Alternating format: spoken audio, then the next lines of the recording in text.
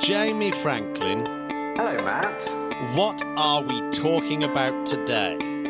Today's subject is Panspermia. Cool. The Interplanetary Podcast. The exploration of space for the benefit of all mankind. Your hosts here in London, Matthew Russell and Jamie Franklin. You know what? We're like the Beavis and Butthead of the space world. You know it. I know it. And that's not a bad thing. But as you can hear, I've got a stinking cold as well, Jamie. It's not good, is it? Oh, are you on the Lemsips? I have been having Lemsips and Beechams just to make sure that everyone knows that there's other products available. Do you know, I've often thought that those things don't actually do anything, don't. But it just makes you feel better. They really don't. As in, like, you know, what's it called? The placebo effect. Yeah. That's it. Yeah. That's the word I'm looking for. It genuinely is, because all it is ground up paracetamol with a bit of lemon. Just ground up sugar. And ground up sugar. Yeah, so you can't prefer. go to sleep because your teeth itch. Anyway, it was like when I was a kid and my mum put a plaster on my sister's stomach because she had a tummy ache. Oh. She said she felt better. Oh, that's really cute. It's kind of cute, but, you know, she got ultimately busted. I don't care if she was two. We need to start this week's show with a correction from the last show, which was Matt, are you telling me that we've got a fact wrong? We got a fact slightly wrong. We got it slightly wrong. Because let me tell you something, I totally believe that. Well, I got an email from Paul Fjeld, Fjeld, I think his name is, and he says, "Great show. I laugh and learn," which is pretty cool, isn't it? He calls us. Well, he definitely learns. Well, I don't think he does, because he's from the Canadian Space Agency Astronaut office. And, oh God, we're in trouble. And he was there when Chris Hadfield flew his first flight. And he was the first Canadian to operate the Canadarm on the shuttle at Mir. He grabbed the docking module, but he didn't bring the arm up. That's the mistake I made. I thought that the arm had come up with Chris Hadfield, but no, it had gone up on a previous flight, and Chris Hadfield was just the first Canadian to operate it. Okay, apologies, Paul. Yeah, and it was. Paul sounds like a legend. Can we get Paul on the show? Definitely, because he then goes on to say, on STS-100, he and too tall Parasinski installed the new Space Shuttle Remote Manipulator System, the SSRMS, or Canadarm 2. We were embarrassed about the name. And then he goes on. He goes on to say that this had obviously been an upgrade so that they could grab a fully laden shuttle on the ISS. He said it turned out to be unnecessary because Dan Brandenstein, the bum, demonstrated on STS-49 he could snuggle up the big ship to Intelsat 6 satellite and not crush his EVA crewmates. And so after that, management decided shuttle docking with the ISS was no biggie, and the arm stayed over-designed. Canadarm 2, Chris Hadfield wanted to call Sequoia because it looked like a big tree. I've always wanted to go to Sequoia National Park. I believe it's 3 hours north of Santa Monica in California. Yeah. If you ever want to take me. I will. We'll do that soon. Anyone? We'll do that soon. Okay. Or any of our listeners can take you on that little trip, Jamie. I like it. There's one last thing, because he says that the SPA engineers working on the Special Purpose Dexterous Manipulator, or SPDM, or SPEEDM, the little robot guy you could grab with the big arm, were actually calling it the SPIDM for a while. I was pushing for Speedy, says Paul, or Speedium. So we got Dexter. So Dexter is the name of that little Dextra. Wow. Blimey. So there we go. I love that. Thanks for getting in touch, Paul, and apologies for the mistakes. I mean, you know we only did it as a test. We were just seeing who would write in, and well done. I love all those nicknames, though, of the various astronauts. Yeah. Dan Brandenstein, the bum. The bum. I love that. Good. I might start calling you the bum. Well, no. We'll get onto this in a second, because what are we talking about? I've got a quote. I've got a quote from a bloke called Donald Colrolls Petey, who was, in his day in the earlier 20th century, the most widely read of all contemporary American nature writers. I suppose he was the David Attenborough of... God, that's not a bad title, is it? David Attenborough of America in the early 20th century, and he said this: "A thing is either alive or it isn't. There is nothing that is almost alive. There is but the remotest possibility of the origin of life by spontaneous generation, and every likelihood that Arrhenius is right when he dares to claim that life is a cosmic phenomenon, something that drifts between the spheres, like light, and like light, transitly descends upon those fit to receive it." That's incredible. What a quote. That's and what an American accent as well. Thank you very much. Again, strangely sounding British. But I tell you what, that was beautiful. And I wonder if Donald has a gooder voice as our very own Sir David Attenborough. Ooh. Probably no one can. Yeah, I should have done it in a David Attenborough whisper. No one can. A thing is either alive or it isn't. That's actually really good. I shut my eyes for a second and I thought David Attenborough had barged you off your microphone. And you were underneath a large sequoia holding a tiny tree frog. Oh, if only David Attenborough did more space programmes, how cool would that be? Oh, God, imagine that. Let's not get ourselves too excited. Hey, Matt. So why that quote, Jamie? It's all about panspermia, and our special guest this week is the really, really quite famous Dr. Robert Zubrin, absolute legend. So I think we should go to that interview post-haste, because that's why people are tuning into this episode, is to hear the man himself. So, Matt, roll the panspermia tape. Right, we are here, ladies and gentlemen, with Robert Zubrin, who is the founder and president of the Mars Society and also a pioneer of astronautics. Robert, thank you so much for joining us. My pleasure. Matt, over to you. Yeah, so Robert, I've been, we've both been reading your really fascinating paper on interstellar communication using microbial data storage, and it's in this month's Journal of the British Interplanetary Society, and it came through my door and I just thought, oh wow, that is such a cool subject. So can you give us a quick intro to the idea? Well, the idea is that you can record information in DNA. And not only that, if you're sending that DNA inside a bacteria, they will replicate that information wherever they go. As it were, that a bacteria habitable planet is essentially a receiver and amplifier for this information. And that such information can be in the form that, for instance, the SETI people have been looking for, various messages of a conventional nature, ranging from here's the value of pi, now you know we're intelligent, and here's a glossary of our language, and so forth. Or it can be in the form of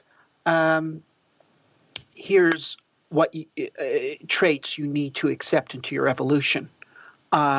And thus infect another biosphere, or create another biosphere, and then infect it with traits that are presumably, like most propaganda, designed to have the recipient become more like you. And then it became apparent to me that the design of craft for engaging in such transmissions is very simple and not terribly costly, and that we could do it easily, and therefore perhaps other people are doing it and have been doing it for some time, and that perhaps this could have even have influenced the development of life on Earth, and if so, how could we detect that? Yeah, I mean, it's such an enormous idea, because when I first started reading the paper, the idea seemed to be about really just communicating across vast expanses of space, and this whole idea that you could harness the sun's energy to do this. Could you tell us a little bit more about that aspect of it? That aspect of it is, to a significant degree, not original with me. That is, in 1895, a very great scientist, a Swede named Arrhenius, I'm not sure I'm pronouncing it correctly, came up with a theory that he called panspermia, where he realized all the way back then that sunlight had enough push that something as small as a bacteria would actually be ejected from the solar system by it and could be projected across interstellar space. And thus, bacteria could have been traveling across space for eons and may well have seeded life on Earth. So this theory was called Panspermia. Now, there's a couple of problems with Arrhenius's version of Panspermia. One is that he believed that the universe had been around forever. He did not believe in like a Big Bang or anything of that sort, a finite time that it was created. And he said that life has been around forever. It just spreads in this way. And therefore, the question of the origin of life is meaningless. Now, that statement is extremely off-putting to origin of life researchers, because it basically says there's no, it's like finding the origin of time or something where, and then there's a third problem, which is that naked bacteria of the type that Arrhenius looked at would be very vulnerable to being killed by ultraviolet light in space. Not so much hard radiation, the cosmic rays. There are bacteria that could withstand 1 million years worth of dose of cosmic rays that they would get in space. But the ultraviolet, if they were naked to it, could destroy them in hours, so that they would not be able to fly across interstellar space completely unshielded. Now, however, if we modify this, first of all, if the bacteria were coated with soot, they would be shielded against ultraviolet. If we abandon this idea of a perpetual universe and simply say that transfers simply broaden the boundary conditions for the origin of life, that is, we're not saying that life was always here and it's pointless to look into its origin, but we're simply saying that we shouldn't limit ourselves to conditions on the early Earth for trying to find out those conditions in which life originated. And there's a lot of reason to believe that, that life on Earth did not originate here. I'll mention a few. We find no evidence of any evolution, any evolutionary history of life on Earth, a free-living organism simpler than bacteria. They just appear. And bacteria are much too complex to be the first life. Another thing is the fact that they can travel across space. That is, if they get a little bit of protection from ultraviolet, they can resist the cosmic radiation. If you can last 1 million years in space and you're traveling at 30 kilometers a second, which is the Earth's velocity around the sun, you could travel 100 light years in 1 million years. And that there's 10,000 stars within that distance of the Earth. So there's plenty of places they could have come from. Why believe they came from here? Third is there was an experiment done in the 1950s called the Stanley-Urey experiment, in which a graduate student named Stanley created test tubes that were filled with various gases and zapped them with electric sparks, and lo and behold, created amino acids, a very important chemical precursor of life. Now, people have objected to that experiment, saying, but those weren't the conditions that existed on the early Earth. Well, that doesn't make the experiment invalid. That makes the supposition that life originated on Earth suspect. It's like someone, like you're saying, the North American Indians, many of them believe that they originated in North America through some process, whether from other animals or clay, doesn't matter. Okay, but paleontologists, most of them, believe that people originated evolving from higher apes, such as are found in East Africa. Now, if you adopt the a priori assumption that humans evolved in North America, then you're forced to discard the theory of evolution from apes, saying that couldn't have happened. There are no higher apes in North America. Therefore, the theory of evolution from higher primates is false.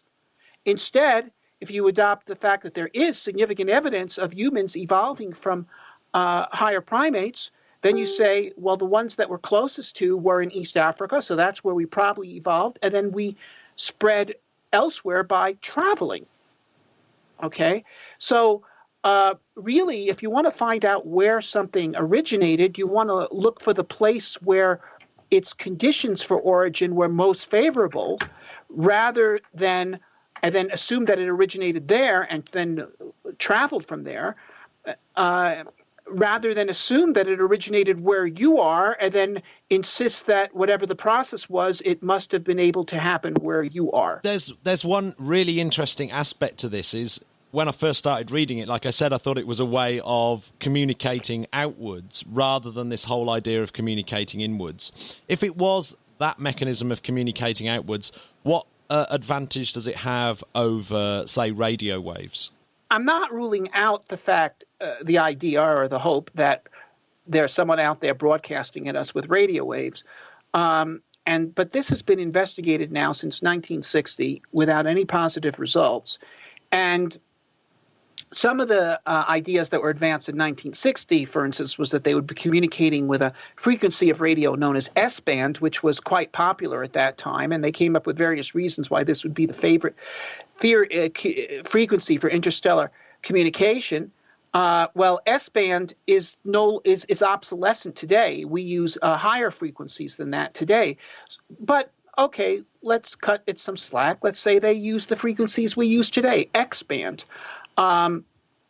Well, if you take, for instance, the Mars Reconnaissance Orbiter, which uses X-band, and it can transmit to Earth right now with when it's close to Mars with a data rate of 6 megabits a second. Okay, well, that's fine. That's great. To a 70-meter dish, and it's aiming at us. But there it is. It's a functioning system. It's practical. But if you put that out 10 light years away, a millionfold greater distance, the data rate would fall by a factor of 1 trillion. And instead of 6 megabits a second, it would be doing 6 microbits a second, or 200 bits per year, which is ridiculous. Now you say, okay, well, we could use a much more powerful transmitter, or they could use a much more powerful transmitter than the one on the Mars Reconnaissance Orbiter. So let's up its power from 100 watts to 1 billion watts. So now somebody's spending a lot of money to try to send us this message. They're sending as much power as powers a major city to power this transmitter.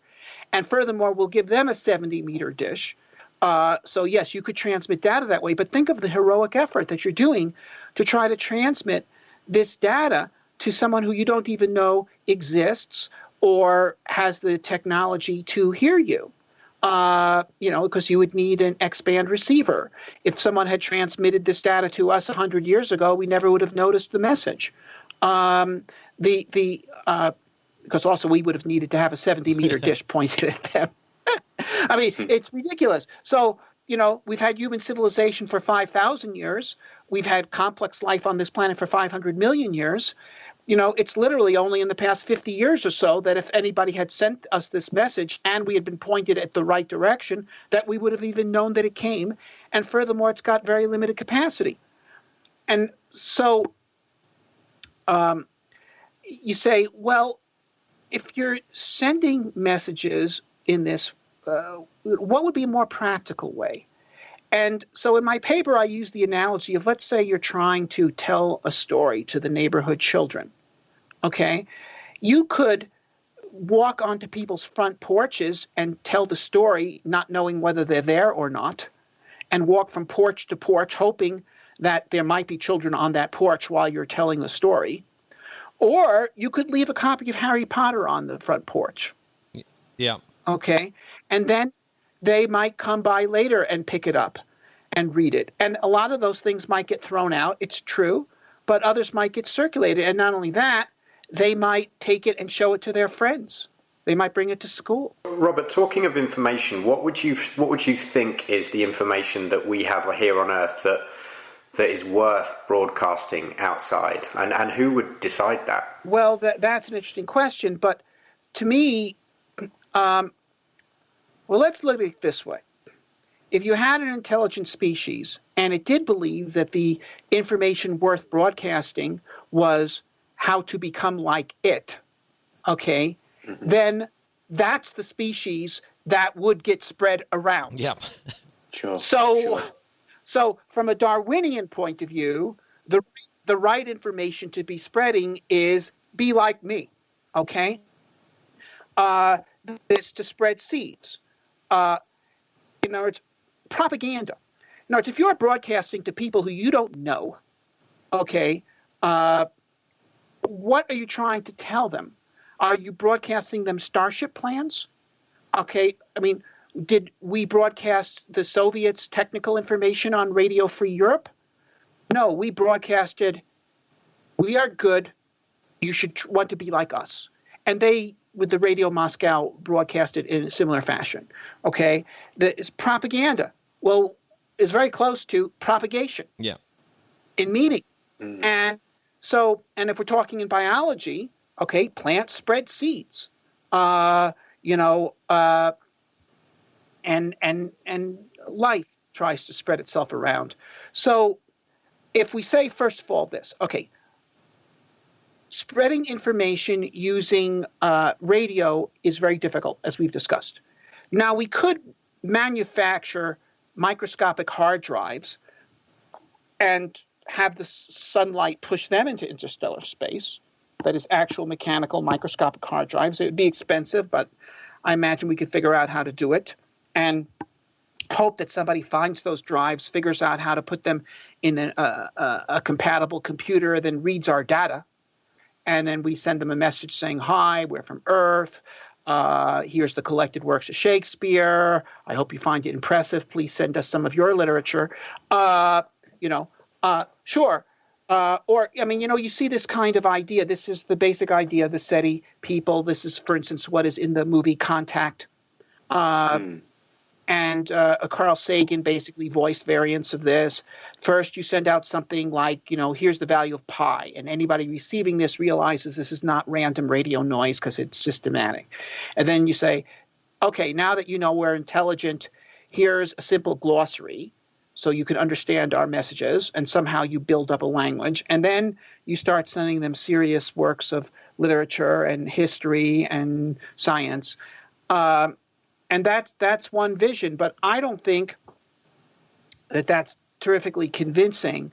I think be like us is a much more obviously practical thing to send to people you don't know. Sure. And furthermore, whether you like the ethics of that or don't, it's pretty clear that from a Darwinian point of view, that is the right thing to do. How do we start looking for these messages if our Earth and if Mars and all the other planets that we know of have been bombarded with alien extraterrestrial little DNA packets? How do we start going to look for these things and sift it out from the junk mail of our own geospermia? Well, okay, first of all, there's some things we could do to falsify this hypothesis. Okay? For instance, if we went to Mars and we found that there was absolutely no life on Mars and never was, that would say that the first life that came from Earth did not come from space because the early Mars had very similar conditions to the early Earth, and if it came from space to Earth, it would have come to space from Mars, to Mars. Okay, so that would falsify it. If we went to Mars and found that there was life, but has a different origin. In other words, it doesn't use DNA and RNA. It uses some other method of recording genetic information or uses a completely different set of amino acids. See, all Earth life uses RNA and DNA in the same set of amino acids, okay? So we're all using the same alphabet and the same language. It's just it's different books that are being written when you... Okay, So what if Martian life is written in a different language? Well, that would argue, that would be strong support for the people who argue that life originated on Earth, because if you could have a separate origin on Mars, that would mean that life originates from chemistry with very high probability, and we have two distinct and separate examples. That would also falsify the theory. Another thing that would falsify the theory, up to a point, is if we found life on Mars that was similar to Earth life, but also includes prior examples, what I call pre-bacteria, that is free-living life forms simpler than bacteria that exemplify the type of life that bacteria evolved from. That would say that life originated on Mars and then spread to Earth by local transmission, which is certainly possible. We get 500 kilograms of meteorites landing on Earth every year that were ejected from Mars by asteroidal impact, and many of this material has not gone through enough trauma to sterilize it. So if life did originate on Mars, it could have traveled here, okay? But if all we find on Mars is life of the same design as Earth and with no pre-bacterial evolution in evidence, that would be strong evidence supporting the theory that life came to both Earth and Mars from an outside source. That's really interesting. So, Robert, do you think that we should actually be starting our own deliberate program of panspermia? I actually think yes. Now, once again, there's a problem here, which is that natural panspermia is possible, although difficult. That is, well, relatively easy from Mars to Earth, but to other solar systems, that's much further. But I do believe it's possible because one of the most likely times for Earth to get bombarded by a heavy object is when another star is passing close by and going through our Oort cloud and destabilizing their orbits, and so causing them to bombard us, and we're going through their Oort cloud, and maybe, in fact, we're being bombarded by their Oort cloud, and they're being bombarded by our Oort cloud. It's like, warships in the age of fighting sail that, these frigates, they had global range, but their guns could only, for sailing, but their guns could only shoot a couple of hundred yards. But they wouldn't fire their guns until they were a couple of hundred yards close to each other, right? Right. So, yeah. Okay, so they're sailing all over, and the time when they fire is when they're doing the close pass. So similarly, stars, and my calculations are just random motion of stars, we get a close pass about once every 20 or 30 million years, which, by the way, is roughly the frequency of mass extinctions on Earth. But that's scary. But, and that's the best time for an exchange, natural exchange.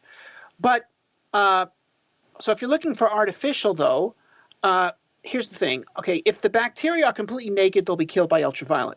Now, they could get some shielding. I mean, if they're traveling in rocks from a meteoric impact, then they've got lots of shielding. If they're traveling without the rock, they might get some shielding from soot, because conceivably with an impact event, you have fires, you have soot in the air, and they might get covered with enough carbon to protect them. However, if we're talking about doing this by design, then it's a piece of cake, okay? That is, we could design just tiny, imagine a solar sail spacecraft that is 10 microns across. That is, the sail diameter is 10 microns and 1 micron thick, and it has a little capsule, maybe 4 microns in diameter, containing a couple of microns of carbon shielding, and the inside of that, the rest of it is bacteria in a dormant state. That would be ejected from our solar system quite handily by sunlight. You could make it stable by just shaping it like a badminton birdie, for example, or spin stabilizing it. And we could produce billions of these things in a factory, lift them to orbit. Well, we'd want to inject them into interplanetary space would be best, but okay, that'd be easy enough to do. Anybody with space launch could do that, and then let them go, and they'd go off in all directions, propelled by the force of sunlight. And we could do it.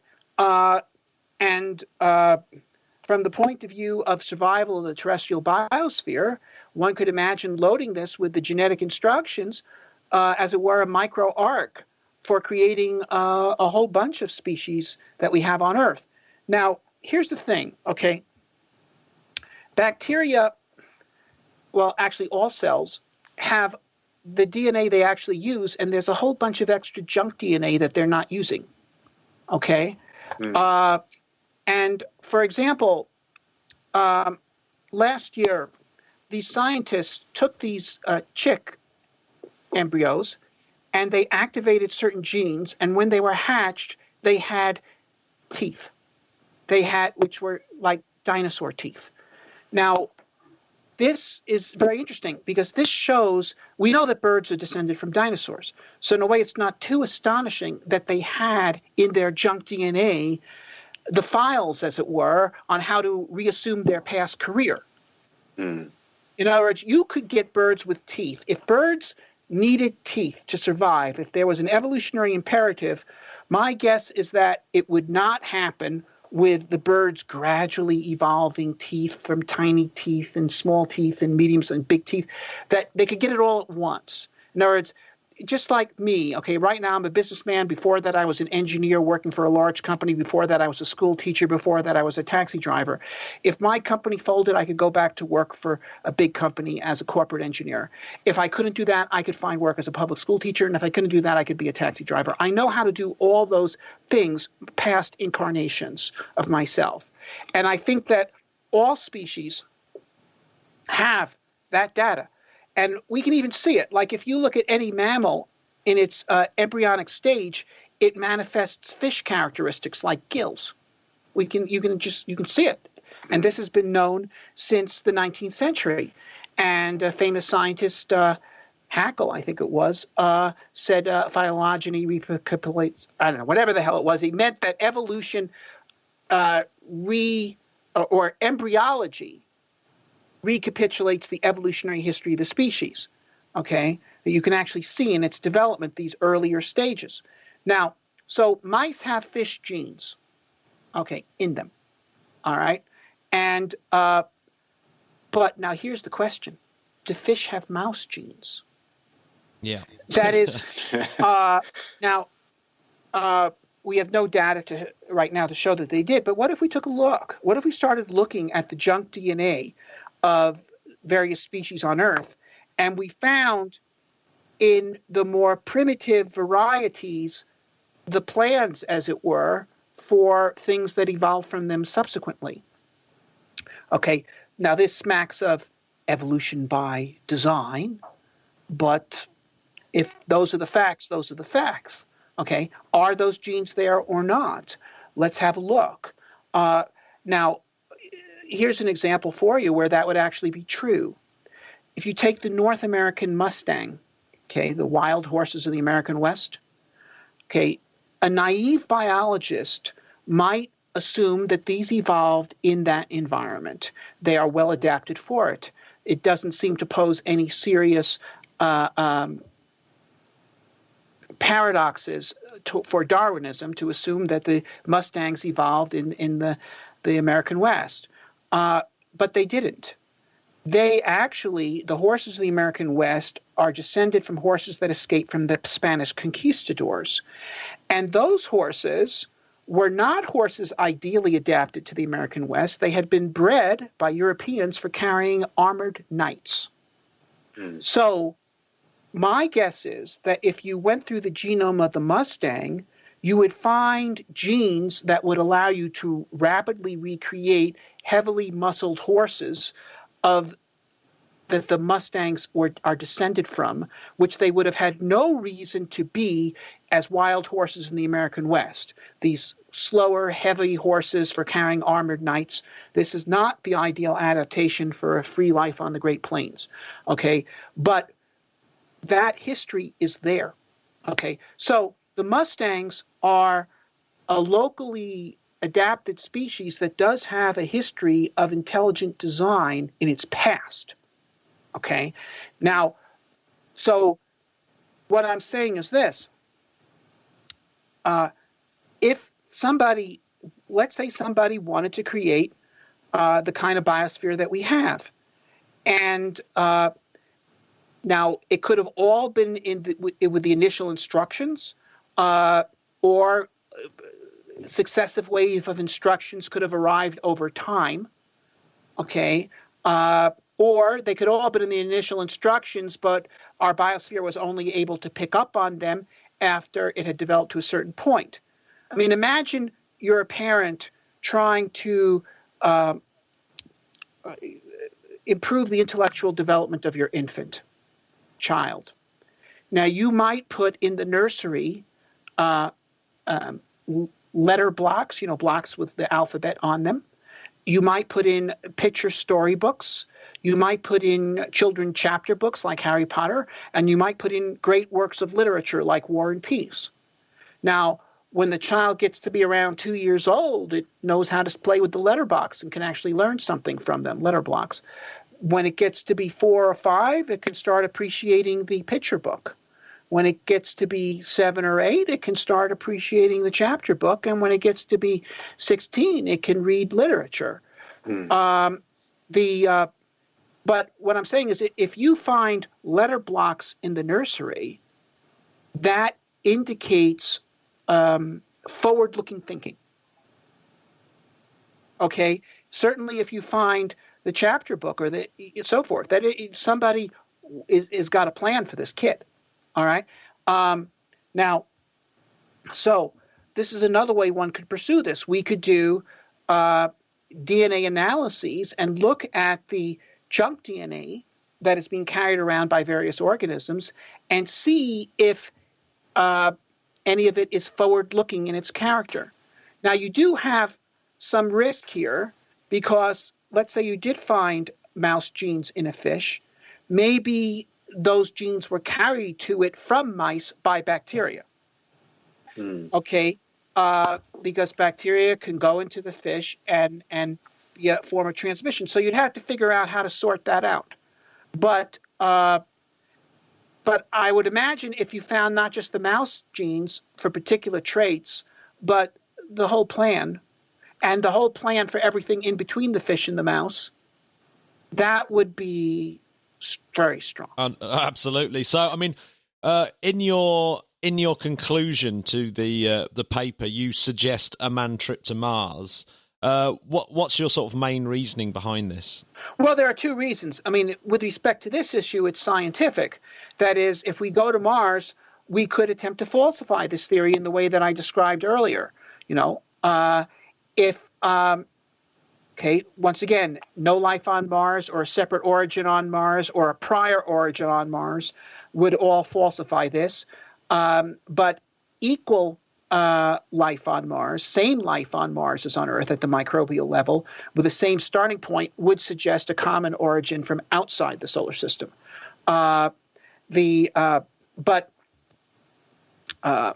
So that would be that. Of course, there's other reasons to go to Mars besides this. The main reason to go to Mars is to create a second home for humanity. Mars is a terrific object of scientific interest, but it's more than that. It's a new world. So there are reasons that go beyond this to go to Mars. So, yeah, that actually leads me to a question that I ask all our guests is, do you think we should be putting all our resources in getting back to the moon, or do you think we really should be putting all our resources to do manned missions to Mars now?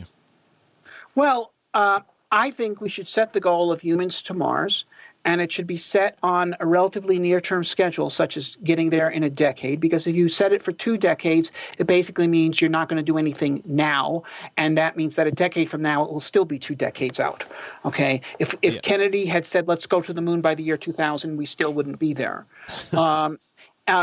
Okay, but I do think that if we did have a Humans to Mars program, we could use a subset of that hardware to also establish bases on the moon, and we should. Actually, it was interesting, Robert. I was rereading your book, and you mentioned about real estate on Mars. And obviously this book was written in, was it 96? The Case for Mars was written in 96 and then an update in 2011. Right. I think I must have, I bought it in a second-hand bookshop. I think I must have the early one. But you mentioned there about real estate and that, you think that it can be, land can be bought and sold pretty soon. Is there actually any more talk about people buying more land, or has that already happened? Oh, well, there may be people who claim to have sold land on Mars, but they don't have title to it. I think in order to really sell land on Mars, we need to create a legal regime that allows that to occur. And then, yes. Now, people were buying and selling great pieces of land in, say, Kentucky or Ohio in the period prior to the conclusions of the French and Indian Wars. In other words, a period in which Britain, France, and Spain had contesting claims for this territory. And nevertheless, people did buy from either the British Crown, the French Crown, Spanish Crown, various land claims on the assumption that those political entities would prevail. The British prevailed, and some of those claims were honored by the American government that succeeded it. But in other words, you can have a certain speculative claim, speculative value to land, even in advance of clarity on this issue. I think that ultimately the people that will sell land on Mars will be, the Free Martian Republic, the local authority on Mars. I think that certain land will be much more valuable than others. For example, if land is over a source of geothermal power, that'd be much more valuable than something that's just inert. So I think it's going to take a while before we can sell land on Mars and finance things on Mars. But once you have a Mars base or Mars colony, it may be able to get substantial funding by selling land. The early the United States, after the signing of the Constitution, had massive debts from the Revolutionary War. And and there were some people that said we should just do the third world thing and repudiate the debt. Alexander Hamilton said, no, we're not going to repudiate the debt at all. We're going to pay it off. And here's how we're going to pay it off. We're going to sell land in the West. And they passed the Northwest Territories Act. And within 10 years, they had raised enough money to completely pay off the debt. And the credit of the United States has been pretty sound ever since. Absolutely. Well, I wonder when it all starts to happen, Robert, if you can put a good word in for me to get a nice one-bedroom apartment somewhere up there. Okay, sure. With this idea of panspermia, I do worry, because this is actually such a profound idea that life originated outside of the solar system, and that these tiny little visitors, these tiny little book bacteria that are giving us instruction to become essentially an extraterrestrial. If that stuff's on Mars, isn't planetary protection now something that should be absolutely top of the agenda? Because we wouldn't want to destroy the evidence for something so profound. No. Look, the question of life on Mars is there any life on Mars that is different from Earth life? And we could easily distinguish between Earth life and something that isn't. Back in 2001, you may remember we had this anthrax scare in the United States. And not only were they able to tell that there were microorganisms in the envelope, they were able to tell that it was anthrax, a particular strain. And not only that, it was of a strain that came from a research lab in Ames, Iowa, and which furthermore, they could say with confidence, had been removed from Ames, Iowa in 1987. So, in other words, microorganisms aren't generic. If you find the kind of E. coli that are common in Florida currently on Mars, you brought it. Right. Okay. But if it has a separate origin from Earth life, it's not going to be identical to current species on Earth. And the planetary protection, though, you see, has become so constraining that it is crippling the search. For example, they forbade the Curiosity rover from going over to this place where there were water seeps in evidence on Mars. It's like saying we can only go to the uninteresting places on Mars. I did read about that one, and I always thought it was really curious because, you're absolutely right. It does kind of stop you from going to the interesting places, because you kind of think, well, what's Curiosity rover doing on Mars if it's not to do something as profound as go over to somewhere where there's water? But right. And then, of course, human exploration is completely impossible if we had planetary protection, because you can't guarantee that they won't crash. And if they crash, you scatter biota all over the landscape. It is amazing. It's a really, really interesting paper. And I read. Well, thank you. And the paper's in the Journal of the British Interplanetary Society. And I hope you'll post a link to it with this podcast or something so that people can read it. Absolutely. Okay. We for sure will. We want to spread the word. All right. Panspermia the word, as they say. All right. Okay. Thanks so much, Thank you very much, Robert. It's the Interplanetary Podcast. Putting the ace back into space. How ace to speak to Robert Zubrin? I read The Case for Mars a couple of years ago. By the way, I like the fact that you owned up that you didn't buy his book new, that you bought it from a second-hand shop. No, I was contributing to charity. Yeah, that's true. I think he'd be happy with that. But I absolutely love the book. His writing and his way of explaining stuff is pretty encyclopedic. He's amazing. Yeah, in the paper that's in the JBIS. So, it was because I was excited because it popped through my door the other day, the Journal of the British Interplanetary Society, that you can only really get if you're a member. But I will put a link to the to JBIS so that you can download this particular article. I think you have to pay for it, but you probably can see the abstract for it. But it's well worth getting this copy of JBIS. It's really well worth it. And actually, what I would do is, and we'll put a link up to this, but it would be great to read it and then go back and listen to the interview because, I mean, it really is quite far out, isn't it, Matt? What's really funny is I've been using the expression as rare as hen's teeth all week. Good one. And then it turns out that obviously chickens have got dinosaur teeth in their DNA, and you can do a few tweaks and they grow these teeth back, as Robert pointed out. It's just mind-blowing. Yeah, so... Matt, I quite like the phrase rare as rocking horse. Yeah, that's a good one. That's a good one. That's always a good one. I like that. So... Fill the blanks. Matt, have we got Astronaut of the Week? We have. Cue music. It's time for... Astronaut of the Week. It's all going to be jingleized. Well, it's a homage to one of our favourite podcasters, Adam Buxton, who's a legend. He totally is. And he does some of the greatest jingles ever. Yeah. So if we can be half as good as him, I'd be well happy. Michael Bloomfield. MB. On Monday, it will be 20 years ago to the day that he flew his first flight into space. Incredible stuff. Who is Michael Bloomfield? Let me tell you, let's start off where he was born. He was born in Flint, home of the Grand Funk Railroad. Yeah, what a band. And he was born March the 16th, 1959, and raised near Lake Fenton, Michigan. Yeah, so he's a Michigan man. That's another good album, isn't it? Old Sufjan Stevens. Yes, love Sufjan.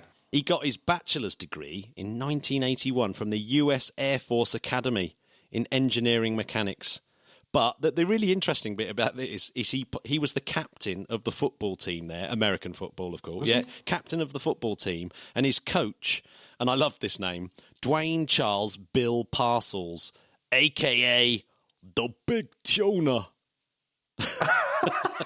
And you got to, how cool have you got to be to have a nickname like Tuna. the Big Tuna? The Big, you know that they pronounce it tuna as well. The Big Tuna. He's the Big Tuna.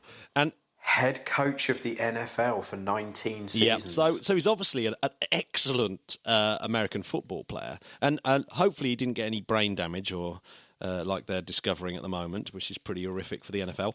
Absolutely. He then went on to become an F-15 fighter pilot. And he was based in New Mexico, Germany, Virginia, and he graduated from FWIC, which is the Fighter Weapons Instructor Course. I really want to do a course at FWIC. Yeah, that would be cool, wouldn't it? To be a graduate level instructor course so you can fly your plane and shoot missiles. Oh, yes.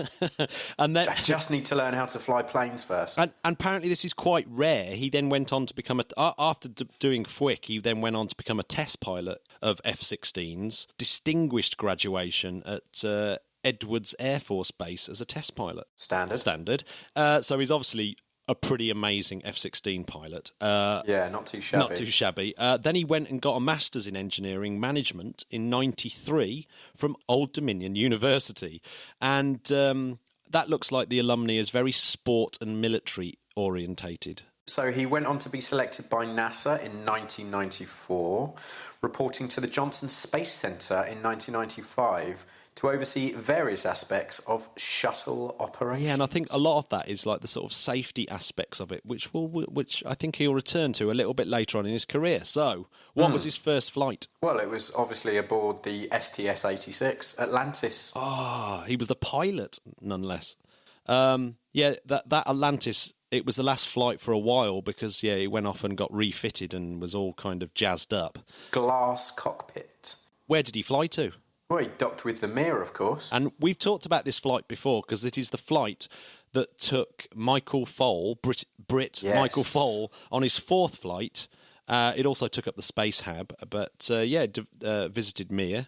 And we talk about that mission on episode 35 because it's the one where Michael Foale manages to stick his thumb against the window and rescue the Mir space station by incredible scenes. Looking at the stars. So get back and listen to 35 for a recap. Yeah, just to see what a legend Michael Foale is.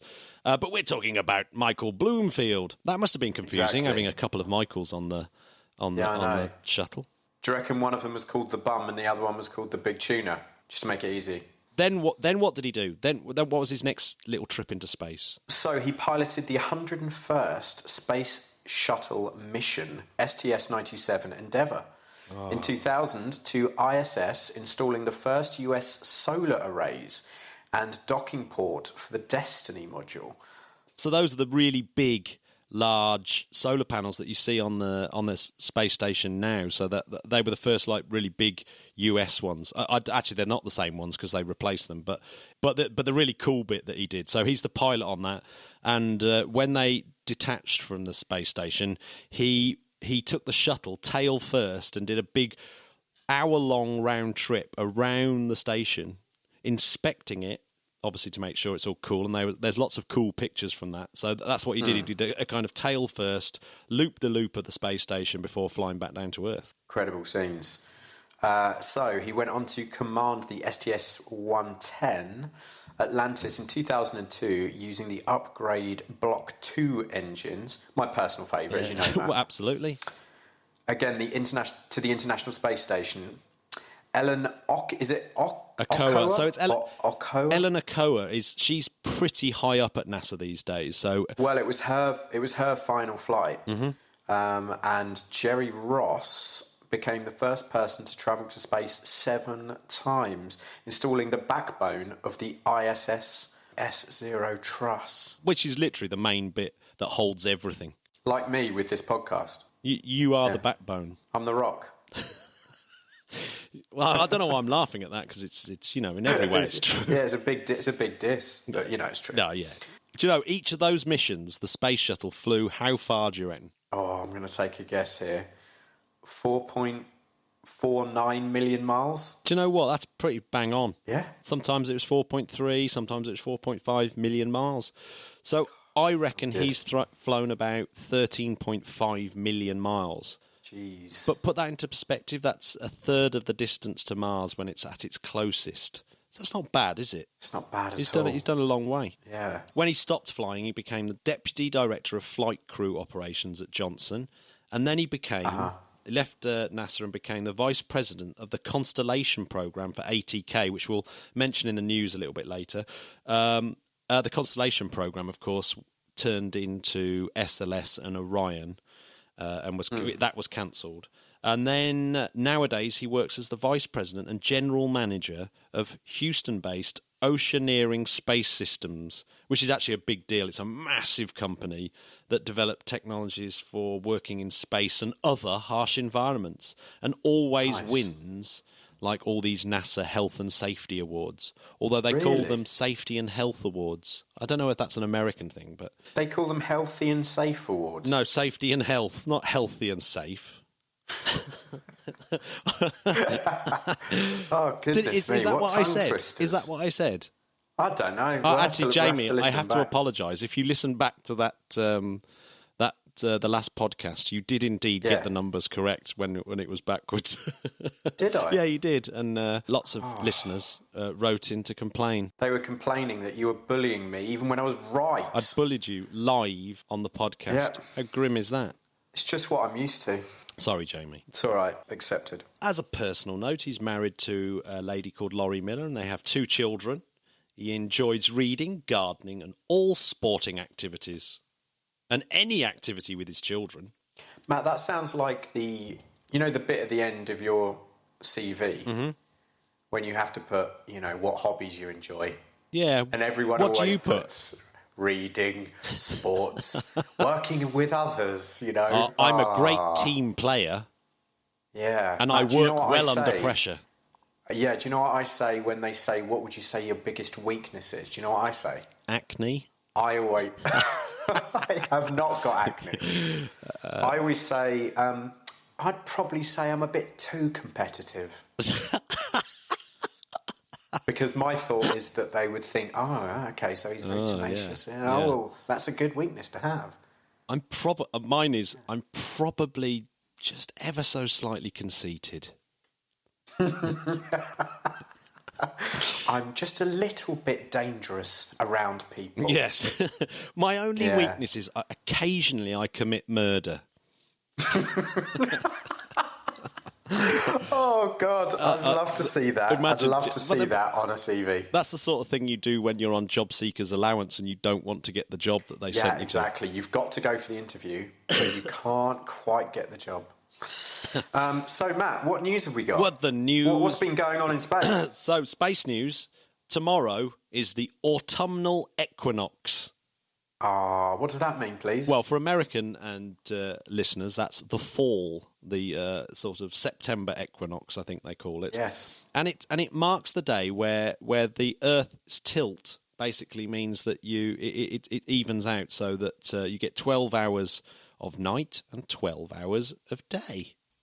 Really? Yeah, and so beautiful. Yeah, so the September equinox occurs the moment the sun crosses the celestial equator, the imaginary line in the sky above Earth's equator, from north to south. And it can happen on September the 22nd, 23rd or 24th, but it happens this year on the 22nd. But to be honest, it depends where you are in your latitude about where actually it falls actually. So it may happen a few days before, a few days after. Because of the refraction of the sunlight due to the atmosphere. Do you know what? Around this sort of time is when, rest her soul, my sweet old grandma would always say, "Nights are drawing in." Ah, they are though. Yeah, drawing in. What does that mean? Drawing in. Nights are drawing in. Do you want to know an interesting fact? So yes, tomorrow is... Do I? Well, obviously, so tomorrow is the first day of autumn, or the fall. Yeah. But an interesting fact is the full moon closest to the September equinox is called the harvest moon. Oh, I love that. And you know why I love that, Matt, don't you? You know I'm a big Neil Young fan. Ah, there you go. Harvest being one of the greatest albums ever recorded. Yeah, it's very good. It is very good. But the weird thing about the harvest... Oh, man, take a look at my life. I'm a lot like you. I need a full moon closest to September equinox. You actually sound better than Neil Young. Sorry, Neil, if you're listening. Neil won't be listening because we're not doing it in high enough quality audio. Yeah, so we're not available on Neil Young's... This is so lo-fi. Yeah, it's too lo-fi for him. It's MP3. You can only listen at 48-bit, 96 kilohertz. Job done. Anyway... Yeah. The thing about the harvest moon is that it actually comes up 30 or 40 minutes later on each day, which is much shorter than the time it normally rises, which is normally 50 minutes later each day. Is that why around this kind of time I get up later by the same times? No, it's probably, you're probably being affected by the moon. 50 minutes later each day, that's how I go until about March. Something else is really exciting happening tomorrow as well, or tonight. Go on. Is Osiris-Rex. And Osiris-Rex is a spacecraft that is going off to an asteroid called Bennu to go round and study it. So it's the latest of all these really cool spacecraft. But it's on its way, it's doing a slingshot of Earth, and tomorrow is that slingshot. And so this Range Rover-sized vehicle is coming back to Earth, and it's going to slingshot around Earth's south pole, going over Australia for a gravity assist. But the weird thing about it is I didn't realise it's going 19,000 miles an hour when it does this. And it's going into an area that's usually quite densely populated with satellites. So NASA have had to kind of do quite a few steps to make sure that no collisions are going to happen. So what kind of things is it going to be studying, do we know? So that we learn more about asteroid Bennu. I wonder if it's housing, Matthew, any precious metals that we can mine with our mining company. Oh, I'm sure it will. And we'll be off there to mine it soon. Will we ever? So it'll get there in October 2018 after making this. It's a bit more of a sort of course correction to get it in the right plane of the... right. So I think it has to shift its orbit by 6.2 degrees or thereabouts to get in the same plane as Bennu. And, I mentioned Orbital ATK, which are astronauts of the week, worked for at one point. Northrop Grumman are purchasing it. So it's going to merge. We're going to get a huge space merger. And that deal is worth about $9 billion in cash. Northrop Grumman. What a name. And one thing that we won't cover here in great detail, because we have talked about Cassini in great deal on episode 33. But, of course, we said goodbye to Cassini. I know. Let's shed a satin-shaped tear for the one and only. It has to be said, it's got to be one of the most successful missions of all time, hasn't it? Oh, it's been absolutely mind-blowing. Incredible stuff. Before we have our space fact, I better just quickly say what's going up in the sky. Go on then. So today or tomorrow, we've got a Soyuz, which is carrying their GLONASS-M, which is part of its global positioning system. And then we've got a couple of Atlas V's two in a row.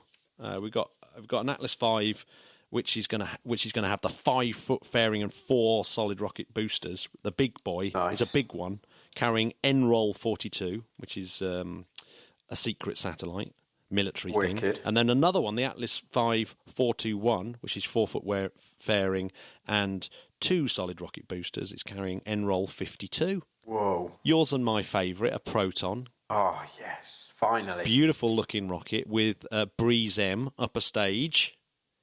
Is going to be carrying AsiaSat 9.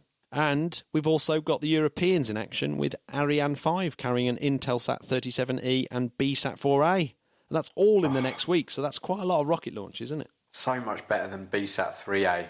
Oh, yeah, that was a stinker. That was whack. So, space fact, Jamie, and I like this space fact. I'm going to criticise it at the end, though. Ready?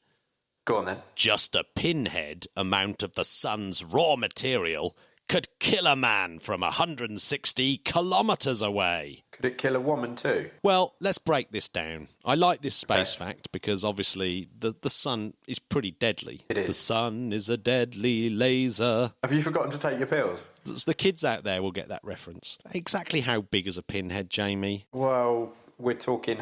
It's small. We're talking a few millimetres, yeah. It could be like double the size depending on the type of pin, couldn't it? It could. And yet they've been really specific with 160 kilometres away. I mean, I can understand if they said 150 kilometres, but why 160? Yeah. But what kills them? Don't even say what kills the person. What actually kills the person? Radiation, heat? What? Yeah, I don't know. It would be good to know. It would be good to know. So if anyone knows where this fact comes from, just a pinhead amount of the sun's raw material could kill a man from 160 kilometres away. This is your homework. You need to tell us exactly how it would kill you. Yeah, so keep those brilliant letters coming in. If you've got any more nicknames for astronauts, that'd be fantastic. Nicknames for us would be brilliant. I want to be called something like the Big Tuna. No, you don't get to choose. Our listeners get to choose. Damn. I said like. I didn't say the Big Tuna because that would be the same as a football something coach. Something like that. So, like the Big Bass Man or something like that. Anyway, that's all we got. The big car. That's all we got time for this week, Jamie. Oh, well, I've had a great time, Matt. I hope your cold gets better. Yes. And Jamie, we should announce that we're going to go back to weekly podcasts once we've cleared our decks a little bit. We're going to give it a go. I mean, we're both very busy, but we understand the absolute crazy demand to go back to weekly. I'll tell you what. So, Jamie, we're going to ESTEC in October. So we should have some brilliant interviews at that. And we've got an amazing special guest in November. We're going to say nothing. Just so excited about it's unreal. And thanks very much for bearing with us in this sparse period of planetary podcasting. Stay tuned. Stay tuned.